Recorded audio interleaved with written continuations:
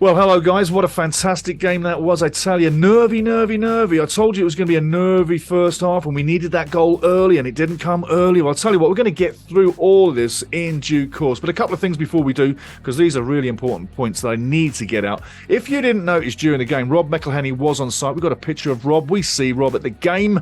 We've got a nice picture of Rob. He's making a certain gesture. Hang around towards the end of the video. You're going to see that picture of Rob. And also, you knew there was something different about the game tonight because the ball boys were absolutely running mad to get that ball back into play as fast as can. And also, Ben Tozer was very grateful of the great ball boys service tonight because they were drying the balls extra quick so he could get the balls loaded and thrown as fast as possible. So, two little things, if you didn't figure that out, they were in tonight's game. It was 13 degrees as we started off today. Beautiful night in North Wales. Fantastic. The pitch, I got to tell you, that pitch looked absolutely fantastic. Absolutely fantastic. And I've got to say, the warm-up with the guys before the game and the sing-along, I'll tell you what, I got choked up towards the end of the sing-along because, and during through it actually, and I'm still a bit choked up about it now because it was such a wonderful thing to take in. If you didn't see it, you should have. It was well worth it. And piece of bad news, though, if you didn't realise, the Wrexham skyline is forevermore going to change in the future, yeah. You see, at the end of the season, them floodlights are coming down. They're getting torn down because obviously the new stadium build and the new parts of the stadium that are coming, etc., etc. It's a different lighting system that they're going to be used. So for you that have lived in Wrexham or that you've travelled through Wrexham or that part of the world for decades, well, the skyline is forevermore going to change in a couple of weeks' time. They're going to get ripped away. Now, the first half, got to say, getting into the game, started off very nervy. We couldn't find each other on the ball. The ball was too long. The ball was too short. Yeovil were frustrating very well. I got to say, hand it to Yeovil. After 30 minutes, they came to frustrate. They did frustrate. They made us shoot wide. They made us pass off the target. And they hustled. You kind of thought that after 90 minutes of them running their asses off, covering everything they could, that eventually their luck would run out. Eventually it would run out. But I got to say, Yeovil would play a great game, a defensive game, and would get sporadic attacks as well. They gave us a few times in the game where Ben Foster had to make a save, especially throughout the game. He made one or two saves that really were very timely. Made saves when it was still 0-0. Made saves when it was even 3-0. He made saves all the way through. Ben Foster, fantastic performance tonight. Safe hands, steady hand, Mr. Calm, Mr. Happy, Mr. Cheerful, always got something good to say, always in a smiling mood. So, got to say, very even for the first 30. We were pushing the issue, looking to get that goal, but nothing was working.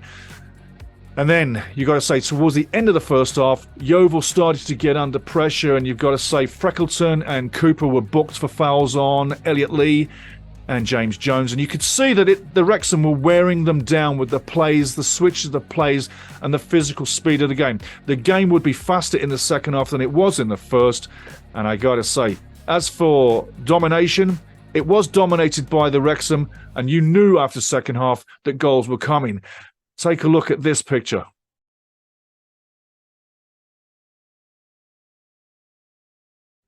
There's that picture I was promising you. There's Rob, up in his place in front of the crowd of 10,106 tonight. Massive crowd, 10,106. And the man himself, Rob, was there on site. No Ryan, but maybe he'll be back in a day or two. He should be back for the Boreham Wood game, wouldn't you think? Gotta be there, no? I gotta say, he's got to be there. Rob's there, and I think Rob's camping out for the week because I think he knows what's coming. It's a case of there's a trophy going to be put into those owners' hands. You know, the American owners in American sports, they're the ones that love to have the trophy up high, yeah? Talk about push your chest out, bragging rights, boast a little, yeah? And let's face it, they're from the other side of the ocean, so this is a great promotion tool right around the world for Wrexham. And guess what? It's 2 trophies, the women and the men. So, Rob's on site. You love that picture. Let's get back into the second half. The second half was where all our worries and all our concerns ended. I tell you what, you knew it was going to come. And yes, the crowd was getting a bit frustrated in the first half, and they got a little frustrated in the second half, but that would all die down on 59 minutes. I mean, we had a penalty turned down on 51 minutes. Was there a call for the penalty? I think it would have been a little harsh on Yeovil, but the referee says no, we play on, and we keep storming the net, keep storming the net, keep storming the net.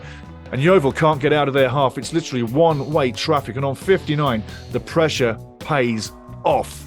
And you've got to say, it's a fantastic goal by Anthony Ford, 59 minutes in.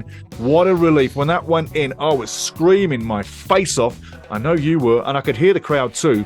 They were all jumping up and down, going mad. It goes from pretty much fantastic to even better on 72. Jimmy Jones rams one in on 72 minutes. And I got to say, that was a great piece of work by Paul Mullin on the back post to get that ball back into play.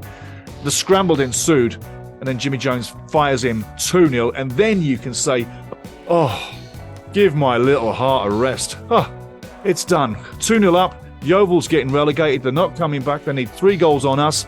I don't see anybody scoring 3 goals in one half on the Wrexham, right? And then, to make it even better, Paulie Mullin, who literally has led the line fantastically well tonight, fires in number 3 on 77. That's 45 on the season.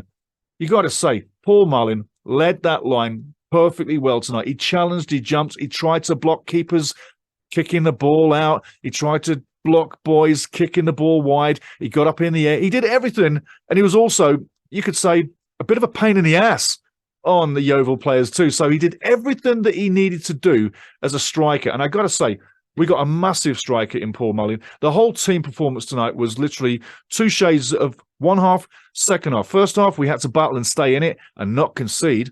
Had we conceded, that might have changed the complex of the game. But all season long, Wrexham has been a fantastic professional outfit. They literally worked their way through this game, saw what Yeovil had to give. When Yeovil started to take the cards, you knew the pressure was paying off. The waves of attacks kept coming, and number 1, 2, 3 goals in the second half were literally obvious to me that it was going to happen that way.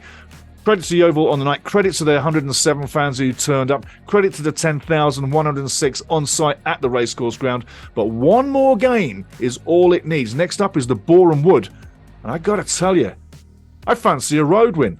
I fancy a home win. I fancy a win anywhere. I don't think you can stop us now. That now has left us with just 3 points from 6. I tell you what, I see 6 from 6. I see 113 points at the end of the day. I see a massive record that probably never, ever, ever will be challenged or caught by anybody. And let's face it, Notts County has an amazing record too.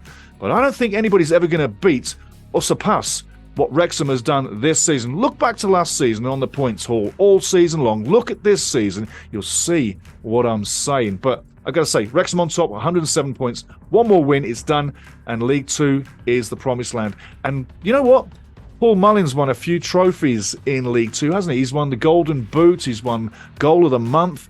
Well, I think Paul Mullin's going to lead this team up front back into League 2, and I probably see Paul Mullin getting trophies or Goal of the Month routine again. So we're already set up that way. But at the end of the day, looking at all the guys top to bottom, got to say, Ben Foster, safe hands, clean sheet, fantastic. Ryan Bennett, great work down the right, absolutely all night long. Ben Foster reads the game like you wouldn't believe, and that's why he looks so good, because he reads the game fantastically well. Solid in defence, Ian Connell as well. Great performance again tonight. Tommy O'Connor, safe again, and very calm on the ball. Elliot Lee, the general in the middle.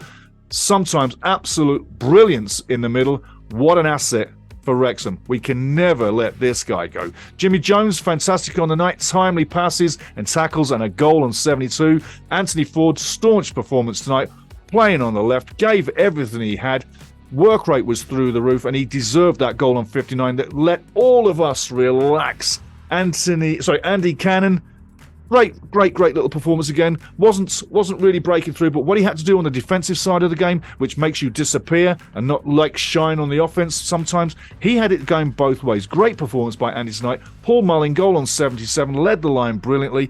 First half, nothing happening. Second half, gets that goal, 45 on the season. Sam Dalby, I got to say, he gives so much, and I can see this guy turning into a top striker in a year or two. But I tell you what, he doesn't stop running, he doesn't stop working, and when Ollie Palmer comes on, you know that he's worn down that defence. So big up to Sam Dalby, and also a big up to Ollie Palmer once he came on. There it is, guys, that's all I've got time for. 3-0 on the night. Next game up is Boreham Wood. I absolutely I tell you what, I'm in love with this. I can't get enough of it. I hope you can't get enough of it. And you know what? Get ready for the next one, because it's literally that game that's going to make us the champions, get promotion. And I can't wait to get all that wonderful artwork that we've got in behind us that's ready for that day in front of your eyes. Guys, have a fantastic day. Please like, subscribe and like. Pass this around. And I got to tell you, we got years and years and years together on talking Wrexham moving forward. And like I say, I can see this team